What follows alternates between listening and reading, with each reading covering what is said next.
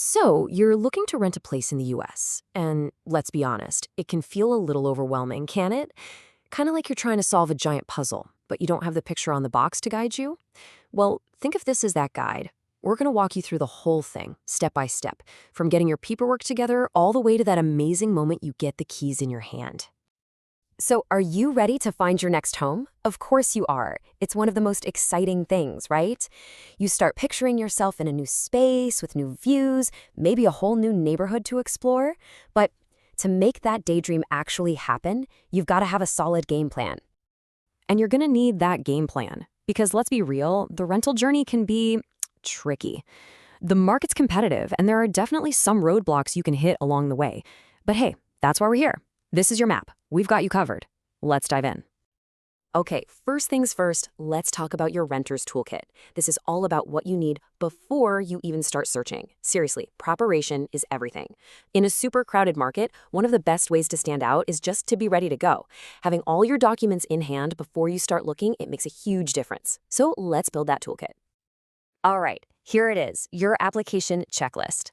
Think of each of these items as a piece of your story for a potential landlord. You've got your proof of employment and income, like a tax return. That shows you have a steady job. Then there's your credit score report. We'll talk more about that in a sec, but it basically shows you're good with payments. Of course, you need your photo ID, your renting history with references, banking info, and proof of legal residency. Having all this stuff ready to go beforehand, it just screams, I am a serious, organized applicant. And trust me, that can put you right at the top of a landlord's list. Okay, so what exactly is a credit score? Let's zoom in on that for a second. Why does this one number matter so much? Well, for a landlord, it's the fastest way to get a sense of how financially responsible you are. It's a quick check to see that you don't have a ton of unpaid debt, which proves you can probably pay your rent on time. So a good score is basically like getting a big financial thumbs up. All right, your toolkit is packed and you are ready to go. Now for the fun part. The hunt begins. This is where you get to actually go out and see places, navigate the market, and, it's a mix of emotions. It can be super exciting, but also, let's be honest, kind of challenging.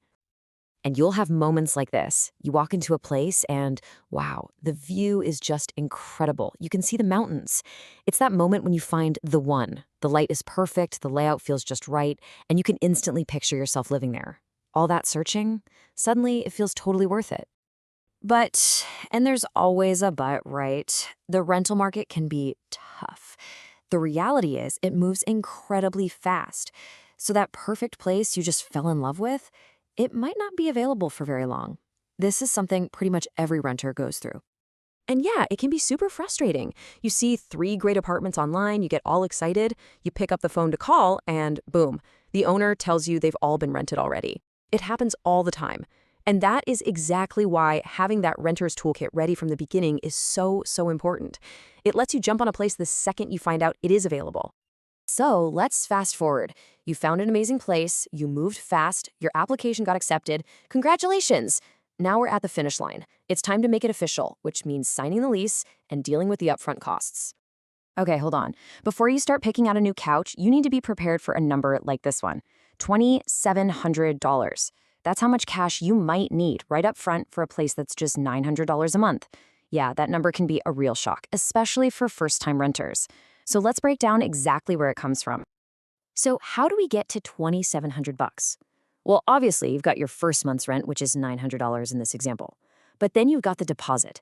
And a lot of times, that deposit is actually the first and the last month's rent combined. So that's another $1,800 right there. You add it all up, and there's your total due at signing. And then, after all the paperwork is done and the money's all sorted out, you get to hear those magic words. Just sign here, and I'll give you the keys. Ah, that's the moment. That's the finish line. All that prep, all that searching, it all pays off right here. You sign that lease, and the place is officially yours. But hold on. Before you put that pen to paper, we have to talk about something really important. Renting smart and how to spot a scam. Because when you're super excited about finding a new home, it can be way too easy to miss the red flags. So let's make sure you know exactly what to look for to protect yourself. First off, just trust your gut. Pay attention to how the landlord or property manager behaves. An honest landlord, they're going to give you information, they're not going to be pushy, they'll let you make your own decision. But a potential scammer, they act more like a salesperson. They'll try to create this false urgency, telling you other people are interested to push you to sign and pay up fast.